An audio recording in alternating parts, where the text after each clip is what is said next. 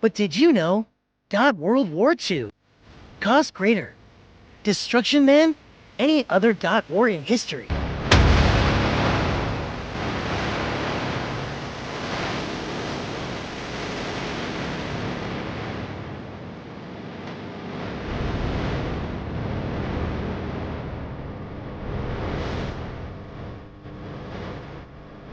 The war took the lives of about 17 million soldiers and an even greater number of civilians who died as a result of bombings, starvation, and deliberate campaigns of mass murder. The war also ushered in the atomic age and was quickly followed by the collapse of the wartime alliance between the United States and the Soviet Union and the beginning of the Cold War.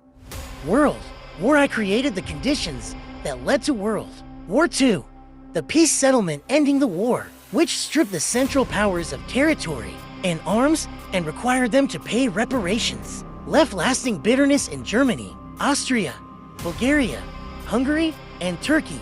The peace treaty also disappointed two of the victors, Italy and Japan. In addition, the war severely disrupted Europe's economies and helped set the stage for the Great Depression of the 1930s. General histories of the war, which examine the war's origins, military history, and consequences, include John Keegan, The Second World War 1989, C. L. Sulzberger, and Stephen E. Ambrose, American Heritage, New History of World War II, 1997, and Gerhard L. Weinberg, A World at Arms, A Global History of World War II, 1994. Valuable reference works include I.C. Deer and Amar Defoot, eds. The Oxford Companion to the Second World War, 1995. John Ellis, World War II, A Statistical Survey 1993. And John Keegan, ed. The Times Atlas to the Second World War, 1989. To understand the war's outcome, see Richard Overy, Why the Allies Won, 1995.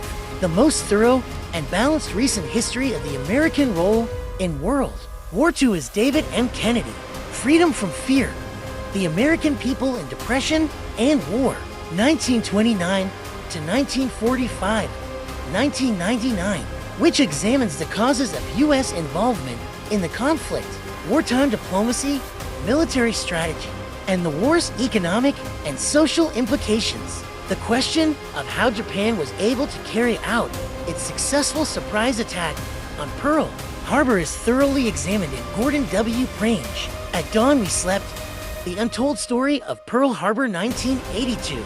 The war's European theater is discussed in Stephen L. McFarlane and Wesley Phillips Newton. To Command the Sky, The Battle for Air Superiority over German, 1942 to 1944, 1991. Nathan Miller, War at Sea, A Naval History of World War II, 1995. And James Palmer and T.B. Allen, World War II, 1996. Soldiers' wartime experiences are examined in Gerald F. Langerman, The World Within War, America's Combat Experience in World War II, 1997. On the Pacific War, see John Dower, War Without Mercy, Race and Power in the Pacific War, 1986. Akira Iri, Power and Culture, The Japanese-American War, 1941 to 1945, 1981. And Ronald Spector, Eagle Against the Sun, 1985. World War II transformed the American homefront. It jump-started the economy, ended Depression-era unemployment, relocated Americans in unprecedented numbers, and permanently altered the status of women, adolescents, and racial minorities in American life. The war's impact on the homefront is analyzed in William L. O'Neill, A Democracy at War, America's Fight at Home and Abroad in World War II, 1993. Oral histories from the war years can be found in Stubbs Terkel, The Good War, 1984. World War II had a dramatic impact on women's lives. The most visible change involved the appearance of large numbers of women in uniform, as more than 250,000 women joined the WACS, the Army Nurses Corps, the WAVES, and the Navy Nurses Corps.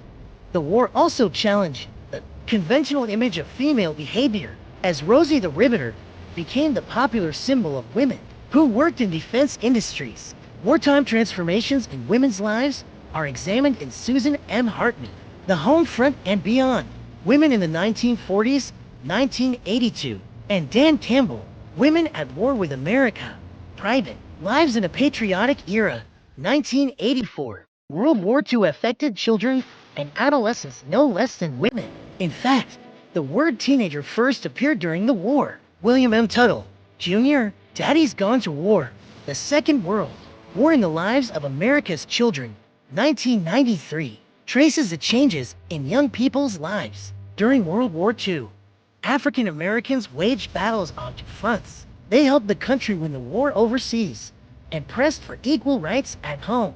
This dual struggle for victory against fascism and discrimination, known as the Double B Campaign, is examined in Neil Wynn, The Afro-American and the Second World War, 1976. The internment of 112,000 mainland Japanese Americans, one of the most shameful chapters in American history, is examined in Peter Irons' Justice at War, The Story of the Japanese Internment Cases, 1983, a 1942 government report on the Pearl Harbor attack, written by Supreme Court Justice Owen J. Roberts, which claimed without supporting evidence that the Japanese had received support from some Japanese Americans, helped to create a climate of opinion that led to internment. World War II marked the dawn of the atomic age. The development of nuclear weapons is thoroughly examined in Richard Rowe's The Making of the Atomic Bomb, 1986. The decision to drop two atomic bombs on Japan